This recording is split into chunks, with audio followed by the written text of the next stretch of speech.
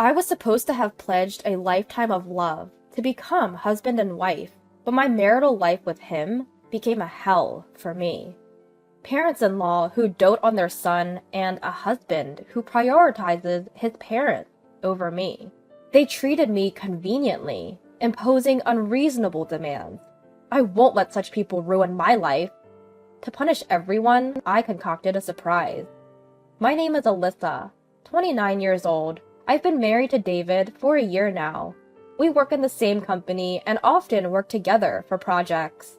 By the way, I don't have a college degree, but he does. I have been there a little longer, so I have more experience than him. Despite being a high school graduate, our company values ability over academic background, and with my good sales performance, I received a decent salary. On the other hand, David, who is capable and highly trusted by his colleagues, was a boyfriend I could be proud of. I fell for him and gladly accepted his proposal, and we happily became a married couple. But then my in-laws began to interfere in our relationship. One day, when we showed up at the in-laws' house, my mother-in-law suddenly said to my husband, "Hey, David, are you really okay with this?" "Huh? With what?" "Marrying Alyssa. You've always been good at both studying and sports, haven't you? Yet, you chose a mediocre person, like Alyssa." Upon hearing this, my father-in-law nodded in agreement. "Yeah, at first glance, she seems like an average young woman, with nothing special about her." "Ah, that's what you're talking about. It's fine. I love Alyssa." "Really? Well, if you say so." Saying that, my mother-in-law gave me a side glance. "I am sorry I have nothing special to offer, but I've also put in my fair share of effort to take on grown woman responsibilities." I cursed them in my mind, but I never spoke out. To maintain a peaceful marital life, I wanted to avoid conflict with my in-laws as much as possible. On another day, my in-laws started complaining in front of me. "Hey, David, are you really okay with your current workplace?" "That's right. Isn't it a place where even high school graduates like Alyssa can work?" "But, well, the pay is good, and I have good colleagues." "You're not the kind of man to stay in the same place as high school graduates, are you?" "That's right. You are smart. There must be many other good jobs out there." While glancing at me, they tried to persuade David. Believing that responding would mean losing, I deliberately didn't react, but I was seething inside. What's with that tone? I do my job right, and there's no difference in work whether you're a high school graduate or not. In fact, sometimes I earn more than David does. It's safe to say that I don't have a good impression of my in-laws, who judge based on academic background or appearance. However, they don't physically bully me, and I don't suffer much direct harm. I told David in advance that I was a high school graduate, and knowing that, he told me, "I love everything about Alyssa." I have pride in myself for achieving results in a company that values ability over academic background. No matter what my in-laws say, I believed and never doubted that he was on my side. However, after a little while had passed, an incident broke out. My husband, out of nowhere, began speaking of something unbelievable. "Hey, I've been thinking. I've decided to switch to a different job." "What? Wait, what are you talking about all of a sudden?" "Well, I was talking to my parents and I just realized. Our company even takes in a high school grad like you, Alyssa. I mean, I have a college degree, so there must be a better job out there for me." "Hey, are you serious? You're making fun of both me and the company, aren't you?" "But it's true, isn't it? There's no need for me to work at a job that even a high school graduate can do. Plus, my mom said she could introduce me to a job through someone she knows." "Stop it. We are blessed with a good work environment, and now you say something like this?" "You're nagging. I finally realized. I'm not someone who should be stuck in a place like this." So this is the result of his parents influencing him. He seemed to have taken his parents' words at face value and convinced himself that he was an excellent individual capable of aiming higher. The very next day, without discussing it with me, he submitted his resignation and casually left the company. Only a year into our marriage, my husband had resigned from the company where we met, and did so without second thought. Afterward, he switched to a factory job introduced by his mother-in-law, where his salary dropped to about half of what it was. The only advantage, if any, was that it was close to home, making commuting easier. About a week after the job change, he began to complain about the factory. That guy! Even though he never went past middle school, but he has the nerve to tell me what to do. While scattering his clothes about, my husband spat out his words loudly. I stepped in to stop him. Wait, why are you so angry? If you make such a loud noise, it's going to bother the neighbors. Shut up! Why do I, a university graduate, have to be bossed around by a low-level boss who's just a middle school graduate?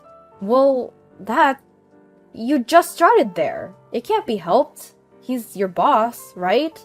I don't care! He can't even study, but he has the nerve to boss me around? Damn it! Who's the real problem here? What can a newcomer do without instructions from your boss? You chose to switch jobs, so bear with it a little. I know that already. Will he be able to continue at his current workplace? How long can he endure this situation? Nevertheless, my admonition only made his mood worse. Every day was a struggle to soothe him enough to get him to work. My doubts turned out to be right. One day, he caused a major issue at the workplace. What? You broke the factory equipment? In response to my shock, my husband slammed his hand on the table. It's not my fault. It's that damn boss who pissed me off. But that doesn't mean you should break the factory equipment. That's absolutely unacceptable, right? What were you thinking? I had no choice. That guy was bossing me around, even though I'm a university graduate. The trigger was when his boss, who only graduated from middle school, criticized my husband for not working seriously. In response, my husband insulted his boss's academic qualification. As anyone could see, the fault was entirely with my husband, so everyone present sided with the boss.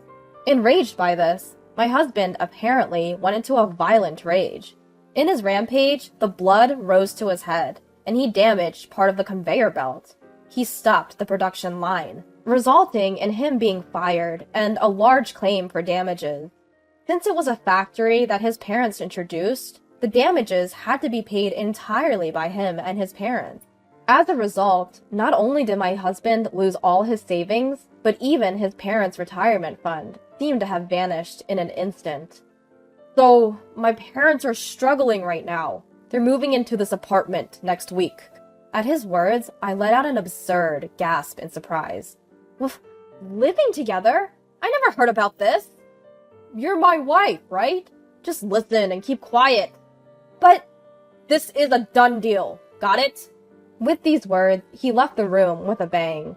A few days later, my in-laws actually moved into our home. I thought it was a joke. Living together is absolutely impossible. I couldn't overlook this, so I confronted my in-laws directly. Father-in-law? Mother-in-law? Living together is a problem. Shut up! It's your fault as well, as the wife, that our son couldn't make it at the factory. That's right! It's because you neglected David's mental care, isn't it? Wait a minute. How does this become my fault? Can't you shut up? Our life is a mess because of you. That's right. If you had done things right, this wouldn't have happened. It's all your fault, so living together is natural, right? Huh? What is that? The logic is all messed up. Living together is impossible. Shut up. Our home was rented and we've already terminated the lease. There's nowhere else to go. That's right. We have nowhere else to go other than here. Despite moving in without permission, my in-laws had a lot to say. Furthermore, even my husband began to insult me, egged on by his parents. Hey, Alyssa, I married you. You should be happy to be married to someone as excellent as me, shouldn't you? Forget about that. Can't you start looking for a job soon? It's hard on the household finances now that we're living together. What did you say?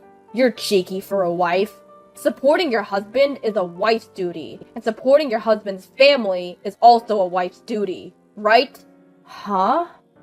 I'm getting sick of my husband, who spouts nonsense as if they make sense.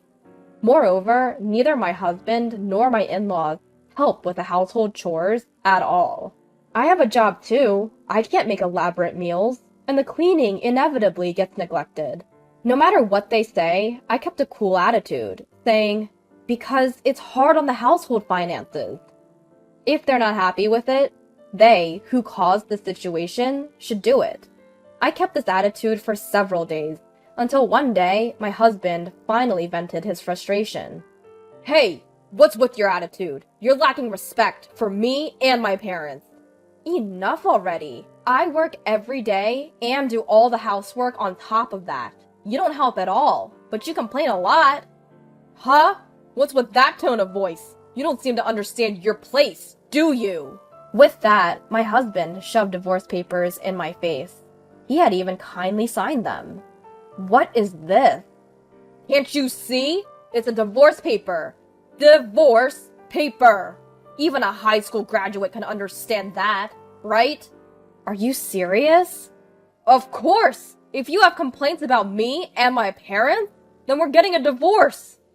Staring at the divorce papers, my husband spoke with a triumphant look. Let me tell you, even if you throw it away, it's useless. I have more prepared, understand? If you don't want to be divorced, listen to what I say, you stupid high school graduate wife. In that moment, my rage burst forth from my entire body. I can't stand to be with these people anymore. Since he went to the trouble of preparing it, I'll put it to good use. Clutching the divorce papers, I began to plot my revenge. First, I recorded the numerous insults from my husband and in-laws on a voice recorder. When my belongings were deliberately broken, I also made sure to document that as evidence. By this time, my husband had started working odd jobs, like temporary work, but none of them lasted even a week. It was as if he had given up on our family. One day, as soon as my husband came home, he opened his mouth. "Aw, man, I quit this job too because it was too boring." Huh? Again? You have no right to complain to me, right, Dad, Mom? My in-laws just nodded with smiles. This was a usual occurrence, but on this day, my father-in-law delivered the final blow. "Speaking of which, I've quit too," David's father announced. "What? Father-in-law, what are you talking about?" "That's what I'm saying. I've quit my job. I'm planning to live off you, Alyssa." "Wait, what?" "You see, my son is too brilliant and prideful to work under those who only graduated middle or high school. We're counting on you, Alyssa, a high school graduate, to work hard." Yeah, let's count on our lowly educated Alyssa to work hard, right, dear? What are they even saying? They intend to live off not their son, but their daughter-in-law? I couldn't stand it any longer with my father-in-law and husband's simultaneous resignation. Is that so? Understood. There was no point in spending any more time with this family. I finally decided to put all my plans into action. The first thing I did was to sign a contract for a new apartment. It's not for all of us to move in, of course. It's a new place for me, alone. However, I needed time to move without my husband and in-laws noticing. So I gifted my husband and in-laws a 5-day trip to give me time to pack. Upon receiving the trip ticket, my mother-in-law was thrilled. "A trip? Oh, Alyssa, you do have a knack for these things every once in a while." "I owe a lot to you all." "But are you sure, Alyssa? You can come with us if you like." "No, I have work, and please enjoy yourselves without any interruptions." "Oh, really? Well then, we'll take you up on your offer, and have a blast." When the three left for the trip in high spirits, I carried out my planned move. During this time, I shipped my husband and in-laws' belongings to the weekly apartment I had booked, and canceled the current apartment lease. Of course, I bore all these expenses. It was a painful outlay, but I decided to consider it a necessary expense for my revenge. A few days later, My husband, who must have returned from the trip, called me. "Hey, what the hell is going on? I can't unlock the door." With a smirk at the sound of my husband's frantic voice, I calmly responded, "I suppose. I've already canceled that apartment." "What? Canceled? What are you talking about? Explain properly." "For now, I've stored all of our belongings in a weekly apartment nearby. Feel free to do as you wish from there." "What? What does that mean? You always doing as you please. If you get too cocky, you'll pay for it later." "Are you threatening me? Should I call the police?" "Damn it." As my husband cursed, "How dare you, my foolish wife!" I dropped a bombshell. "Oh? I'm not your wife anymore." "What?" "To prevent any legal issues later, I've already completed the divorce proceedings." "What? When? Such a selfish act. You think it's acceptable." Taking a deep breath, I spat out towards my phone. "Sorry, but I don't need your permission. You've made fun of me for being a high school graduate long enough, and now you've quit your jobs to become temps? I'm done with you. Enjoy your family life without me." "Hey, you must be kidding. I didn't really mean to divorce." "Why should I listen to you at this point? We're strangers now. I don't care what happens to you at all." "Please wait." "You've enjoyed looking down on people, haven't you? I can easily imagine your struggles, and it makes me laugh. Go as low as you can with your family, you trash," I said, and promptly hung up the phone. After that, my husband David kept badgering me with phone calls, but I ignored them all. Later, David and my in-laws caused a ruckus at the entrance of the apartment building, dramatically damaging part of the mailbox, which ended up becoming a police matter. Apparently, they were taken away as is. Ultimately, they were asked to pay for the damages to the mailbox, which added to their debts. Truly, they are a hopeless family.